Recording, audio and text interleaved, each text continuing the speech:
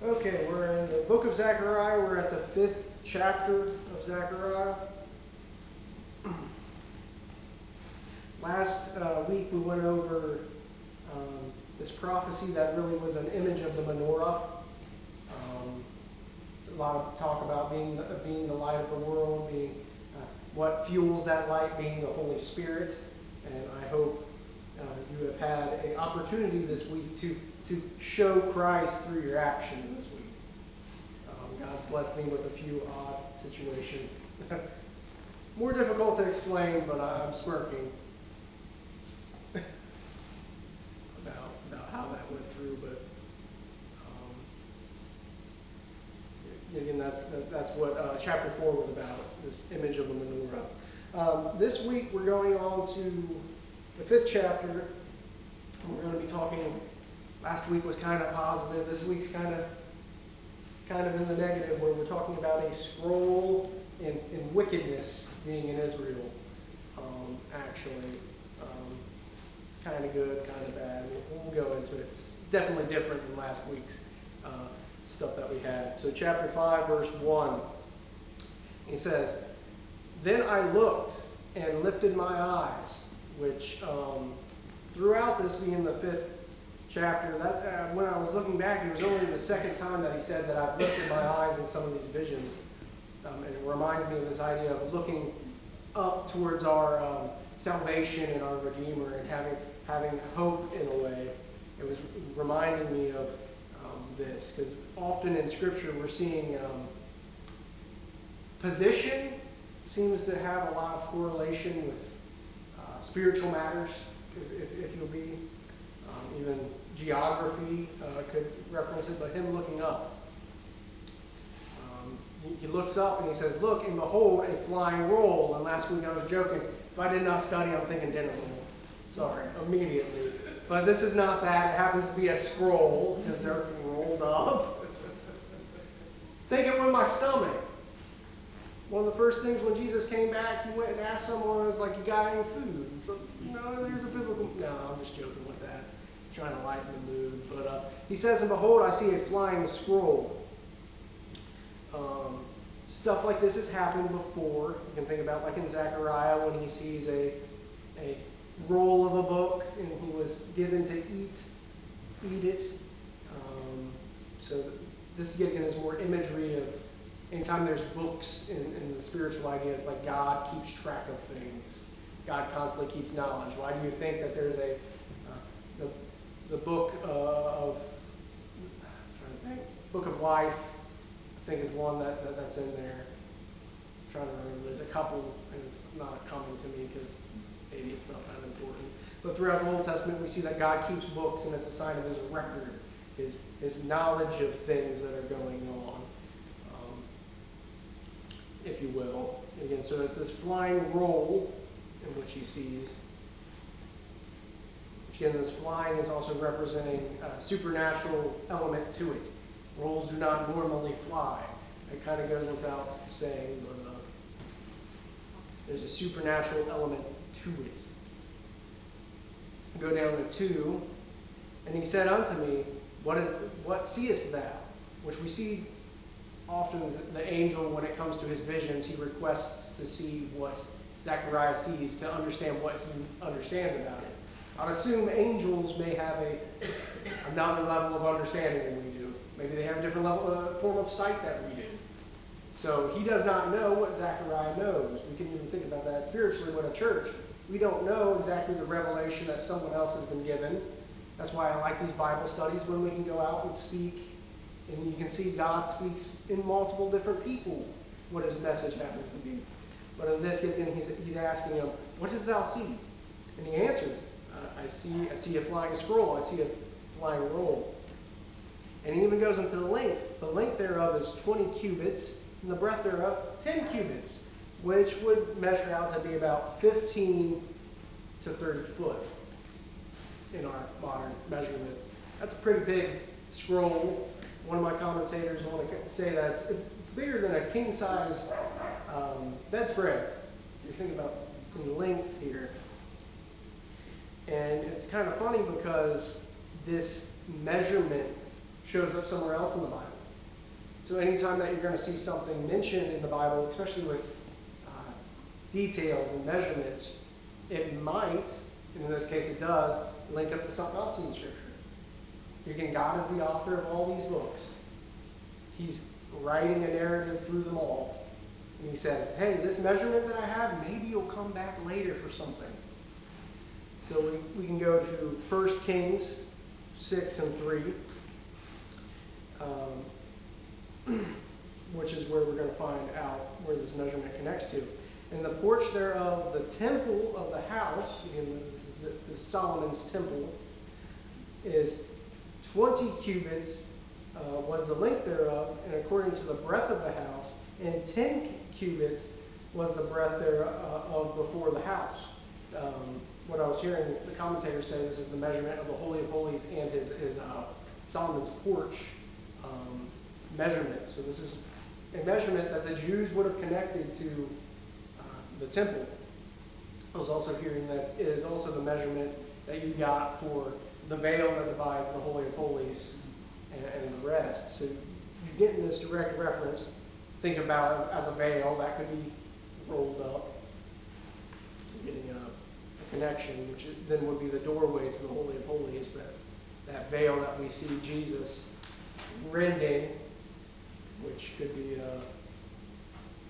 interesting parallels with what this scroll might be going into. We're going to go down to, anyone say something? I feel like I'm going fast. Do I need to slow down? Well, I have to speak fast.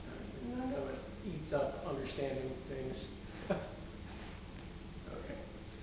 So let's go to verse 3 of Zechariah chapter 5. Then saith unto me, this is, again, the angel is explaining what the scroll is. This is the curse, or it could be also translated as the judgment, in which go forth over the face of the whole earth.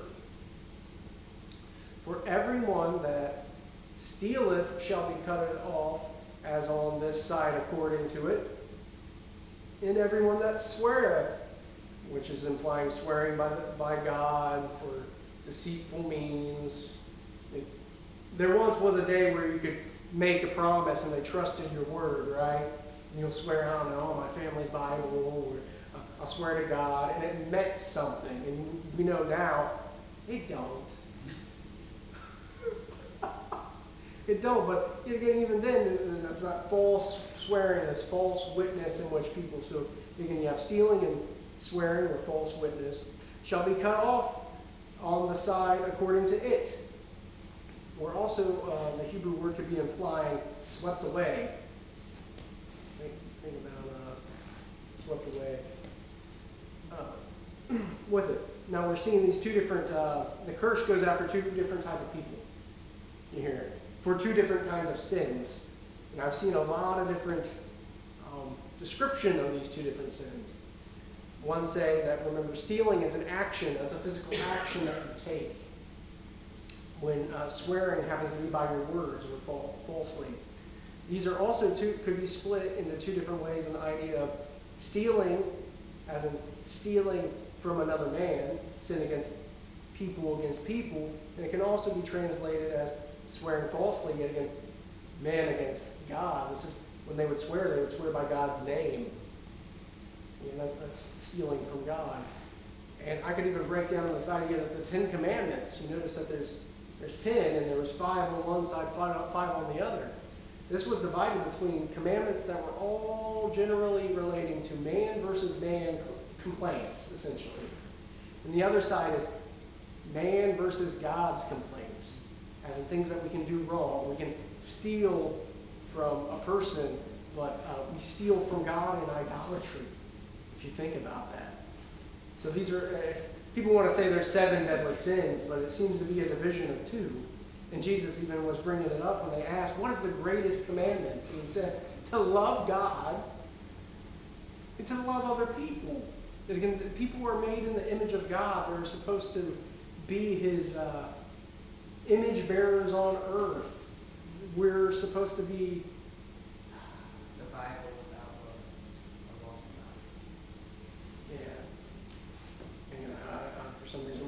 escaping me, emissaries of God in a way to this world. We're supposed to subdue it and make it like Eden is the whole idea, where God and man can communicate. We made a great job at that. Look at the progress.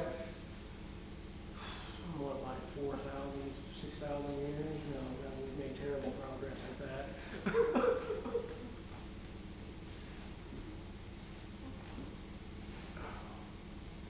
But we're seeing that this curse goes for us to pretty much, it's judging sin. It's dividing people for their actions. I would interpret that this curse that's going on is similar to the law of God. Because we know that the law of God was for the protection of Israel. But you know, if you break the law, there's stipulations. There's death that comes with it. We can think about bring up this one that I wrote it. First Corinthians 15. Old yellowed paper and added Bible. That means he liked that position. I like that. I like old family Bibles where you can be like, someone else has went before me and went into the scripture. So 1 Corinthians 15. 56. The sting of death is sin, and the strength of sin is the law. Again, the law reveals to us the depth of how, enabled by our own means, we can get to God. I like how Ray Comfort puts it, where he says that the Ten Commandments is a mirror. See how you measure up to God's standard, and you never will. But isn't it a beautiful thing that we have a God that says, I'll pick up the difference, I'll pick up the tab, I'll pay the way. I love this. You can look at every other religion on the earth. It has they all have a standard that they hold up, and none of them are the standard we see in our Bible. I'm just going to put it plainly obvious. They put excuses and loopholes for themselves, and they say, you get to dig yourself out of it, the mess you made. Christianity is the only religion that says God, as Jesus, came in with a shovel to fill in that hole and get you out of it. Like, I don't see how people could compare, saying religions are all the same. But here in 3, I would think that the curse is giving the judgment that the law is supposed to bring. There's a level to it, understanding to that, and even later we're going to think about there's going to be metaphors of measuring, instruments of measurement. That again, there's a standard. It says that there will be a standard raised.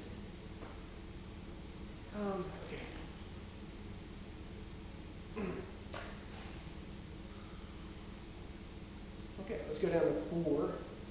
Of Zechariah. So in verse 4 it says, I will bring it, again talking about the curse, and I don't fully even understand it, but in a lot of different languages, their grammar puts gender to different things, and the Hebrew does. I don't know why. I should study that out to really get why there's gender related to nouns that are places, but so it could be referencing, again, her, again, this curse. I don't know why it's feminine. To bring her forth, saith the Lord of hosts, again, that all caps, that is the sacred name of God. And it shall enter into the house. And I was listening to my Hebrew commentator for the first time in a long time. I finally found his commentary on this. And when he's talking about house, he says it comes from the root word, the same root words in Hebrew that they get the term hotel. So what he's drawing out of that is saying that it's going to be into the house, but it's not going to be a permanent resident there, is what he's trying to get out. So to the house of the thief, and to the house of that sweareth falsely by my name. Again, it's talking about the Lord of hosts. So it says, my sacred name that you see in your text that the Jews are too scared to right? They swear by it and swear by falsely. Can you imagine? I believe that is stonable offenses. But yet again, that's crazy to think about. Swear falsely, and it shall remain in the midst of his house, and shall consume it with the timbers thereof and the stones thereof. And this curse, this wickedness for them stealing and bearing false witness with his name.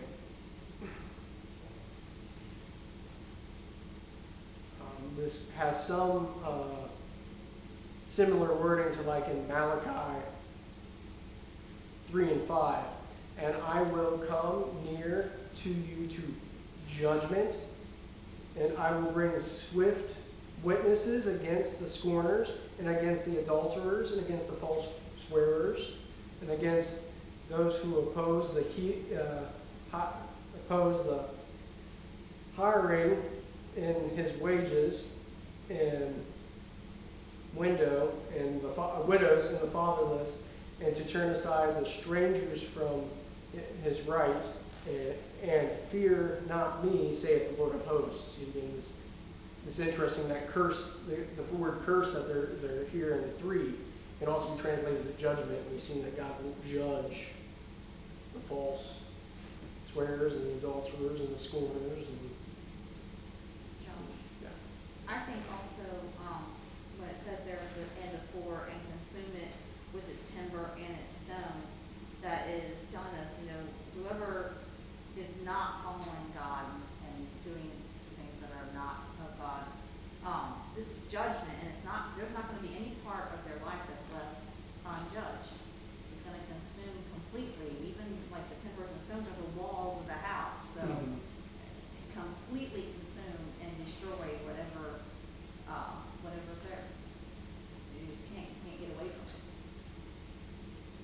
Yeah, we see that through, like I was going to get to that, where you definitely see this idea that the curse is going to consume everything. And if it's talking about timbers, it's ending essentially at timbers and stones. Think about that's the family, that's the pets and the livestock.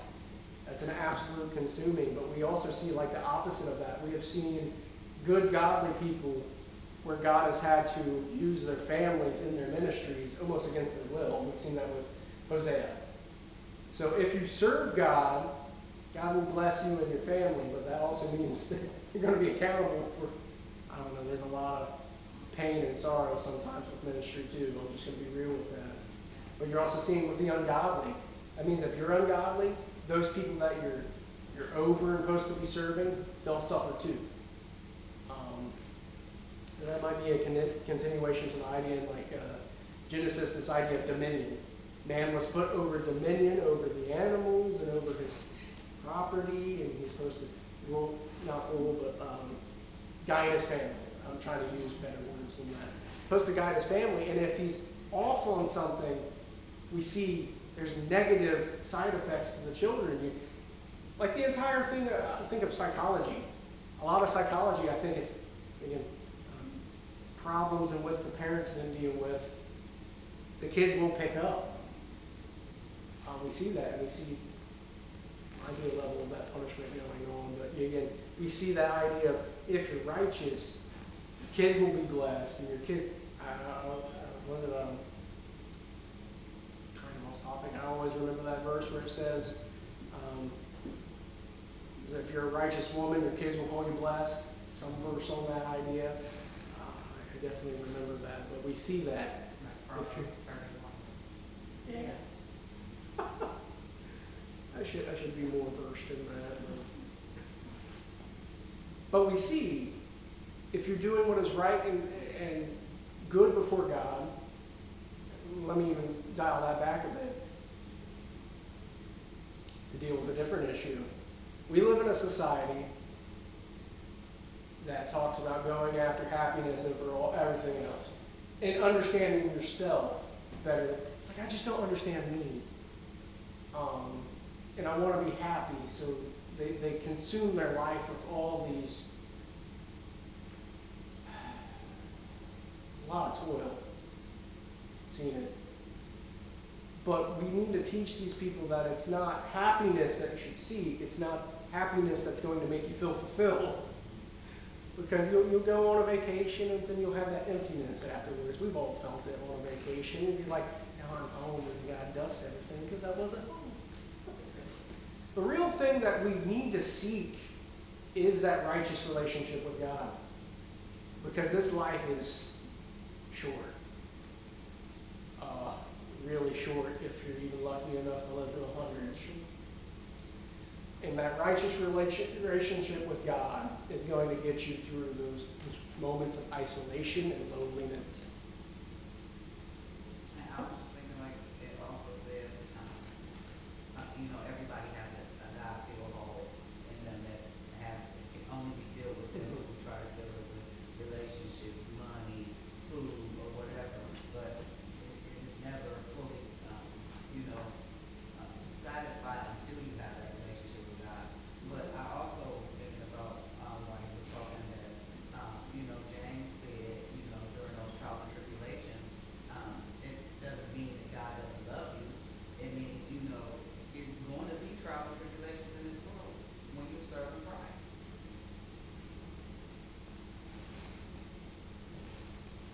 Yeah. I think sometimes it lets us realize who God is. I'm not gonna say we relate, but again, Jesus went through it. He said, if I go through it, what do you think you're gonna go through? But it's kind of off topic, but the wicked things, and it's to fill that void, and then kids get the void. Think about it like COVID. Kids catch the void. They try to fill their life with things. And you really want to get them through. Because there's going to be a moment where you don't have kids anymore. Your job's just ho-hum. Your job's just a job. We'll get you through then. It's ministry. It's serving God.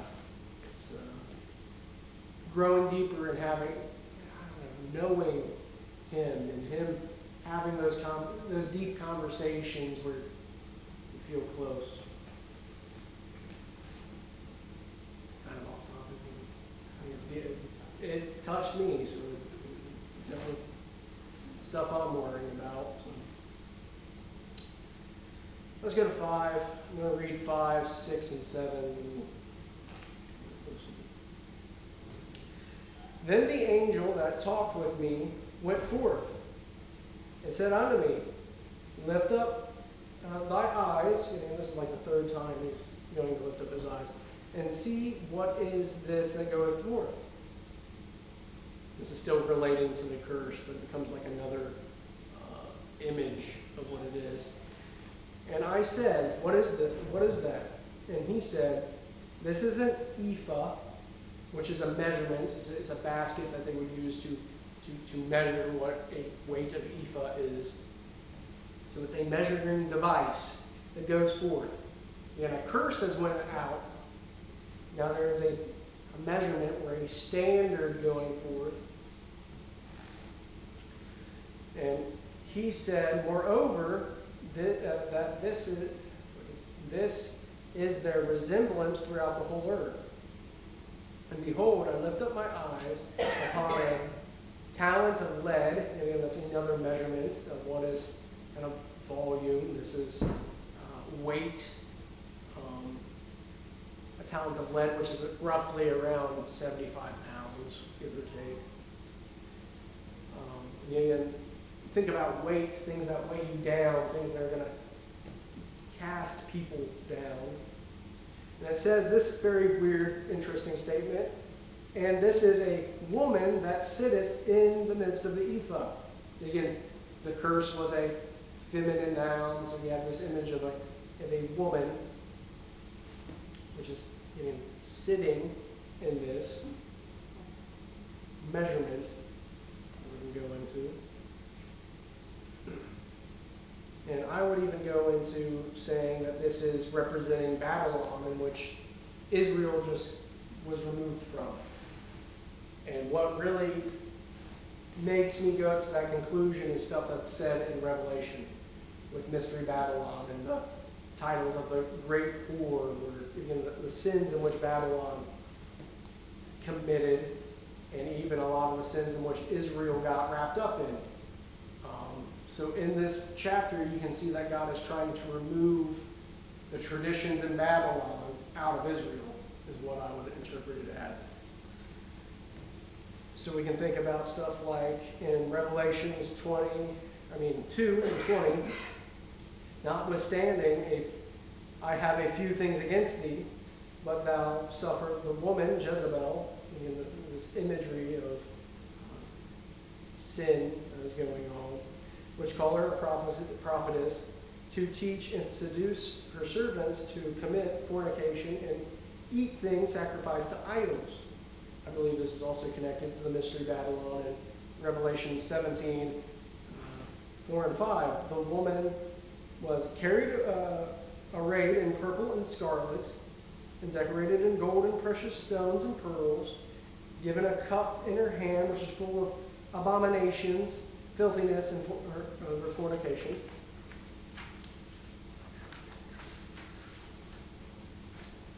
And upon her forehead was written Mystery Babylon, which is getting where they just got out of.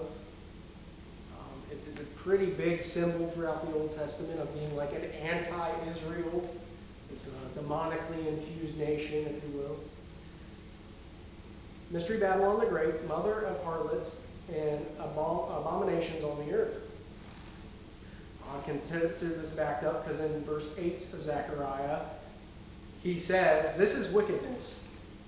So God is measuring out wickedness in a basket. Again, the traditions that were coming out of Babylon. Measuring out wickedness. He's trying, and if you think about it, he's trying to remove wickedness out of Israel. Wickedness. And he cast it into the midst of the ephah. And he cast the weight of lead upon the mouth of it, and closed.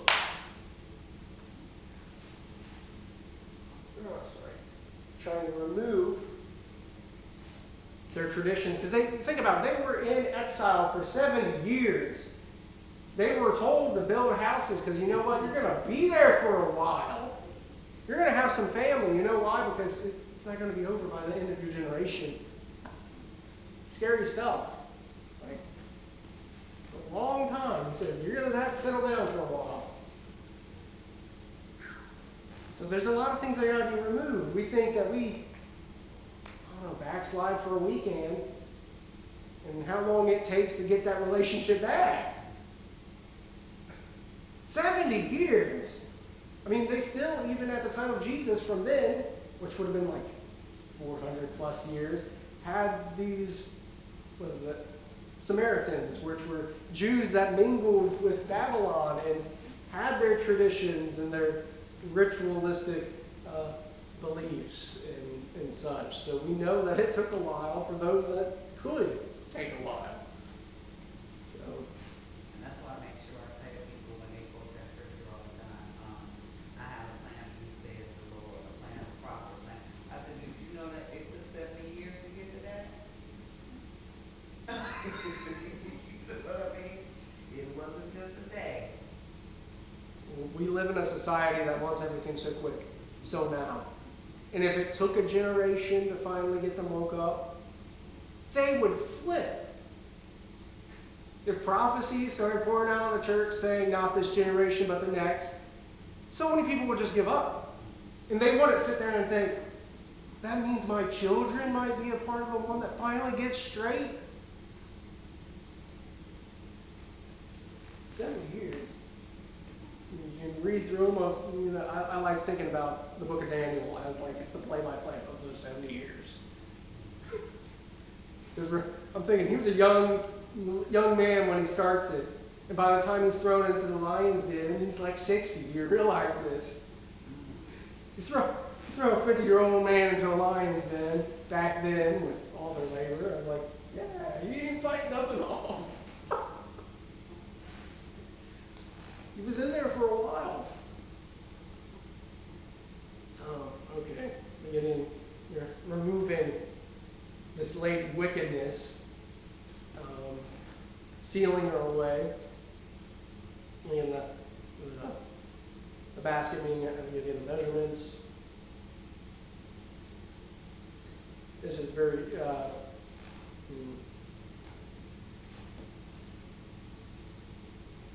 there's similar stuff about Gideon weighing. In Malachi 6:11, shall I count thy pure with the wicked balances, getting balanced on unranked scales, this idea of measuring and wickedness, and with the bags of deceit weights. Maybe I shouldn't. That seems to be just more stuff with the ephah. I don't really give us much to go on. I'll skip those notes. Sorry. Let's go to 9. Here in 9, yet again he has to lift his eyes again. Then lift my eyes, and look and behold, there came out 2 women, and the winds were in their wings, and their wings were like the wings of storks. So again, these are probably spiritual beings of some sort. With a lot of these images of supernatural elements here, wings of storks. Think about it, because we always have these images of angels having wings. Angels don't have wings. This possibly evil spirits of some sort have wings like storks. And they lifted up the ephah between the heaven and the earth. I was even hearing some people saying that this is like an echo of Babylon, not Babylon, but the Tower of Babel, where they're trying to elevate themselves into the heavens, kind of a sense. But also, another thing I want to go into is even Leviticus, when they talk about what is unclean and clean animals. I want to say that the stork is an unclean animal. So this imagery of, is why I say it's probably wicked spirits doing this, because the uncleanness. Another thing that I find interesting is they also count the eagle as unclean. Just saying, that's a little weird. Maybe Benjamin Franklin was okay with the turkey, and maybe should have kept the turkey as a native bird. Oh well. Made someone mad with that. They're lifting up this ephah, and then I'll end with the end of this chapter, 10 and 11. And saith I to the angel that talked with me, where do they bear the ephah? As in, where is this going? I believe also physically, where does this end up landing? But like, where does this message lead? We're into. And he said unto me, to build it a house in the land of Shinar. When I was talking about that image of the Tower of Babel, where did they build the Tower of Babel? Shinar, which is the symbol of man's pride and arrogance against God. It really is. I feel that we're trying to build our own with technology right now in a way. We're trying to undo the divide of the languages with instant translations via Google. That's a whole nother Bible study in itself that it could be. And it says, and it shall be established, and in this wickedness is going off to Babel, shall be established and sit upon her own base, which is also implying this idea of where they would put an idol up. I believe this is directly setting up the idea of Mystery Babylon all the way in Revelation. I believe this Old Testament book is echoing the harlot on the beast, the Mystery Babylon that we happen to see. It's being taken away from Israel, but it's sealed, waiting for the end times. Its wickedness to be opened up again. Again, it said build a house, which is similar to what in Jeremiah they said when they went to Babylon in the first place. Said you'll build houses, you'll plant gardens, you're stuck there for a while, but God says, I'm getting the Babylon out of you and it's sitting back there, and so I fully judge it at the end of the world. which if you find that I'm saying Mystery Babylon and Babylon aren't connected, Revelation 18, 1 through 5, if I can kind of end it as a closing here. And after these things, I saw another angel come down from heaven, having great power, and the earth was lighted with his glory. And he cried mightily with a strong voice, saying, Babylon, the great is fallen. Again, Mystery Babylon, it has fallen, it is fallen, and became the habitation of devils, and the whole of every foul spirit. And it's kind of that way since you got wickedness going there. This imagery, I love, separated for hundreds of years. This imagery echoing throughout Scripture. And the cage of every unclean and hateful bird. You just got the imagery of these stork women coming up. So unclean and hateful. Gonna have birds call and dive on you. The eagle, so you're saying United States. They almost missed what you were saying. I don't know. Yeah, I don't know, but I'm just like, it's not kosher, I can tell you that. I'm wondering, and I'm Yeah. just thinking about this, and I don't know if I'm right or not, but, just thinking about this, it's like God's taken the wickedness in the basket, it's being carried up out of Israel and put back in Shinar, is like where they had the cities of Babylon, or Babel, put back where it came from. And it's kind of like, I'm thinking, in the end times, where Satan's going to be kicked out of God's earth and put back where he came from. He has his holding cell, if you will. Hell was made for him. I wouldn't say that he came from there from the get-go. Right, he came from heaven, but as they took away this wickedness and put it in its place, Satan's going to go to his holding cell. I see your imagery there. That's really good. You got your place too. You're going to be put on your own base. It just happens to be fire eternal. Lake of fire. Burn, never burn up. As like die, and never die kind of imagery there. It's fallen. And even in like 21, we talk about a mighty angel took up a stone like a millstone. It kind of reminded me a lot of this, the talent of lead that sealed the pot, and cast it into the sea,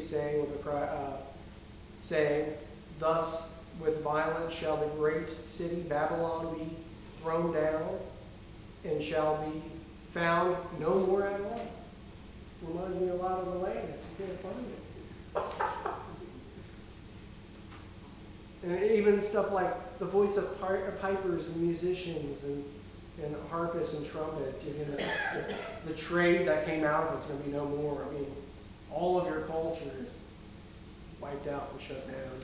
But we see where, here in Zechariah, kind of where it prophesies the Revelation end of Mystery Babylon. It's pretty much saying is like the wickedness that you guys took in while being in Babylon. Like, I want to get rid of it, but it's got its date. Everything's got its time. It's like, I will not wipe it out and judge it yet. It's sealed into the ephah in the pot, put in its place, till I'm ready to deal with Mystery Babylon. So, I think that's where I'm going to leave, and then we'll go on to 6.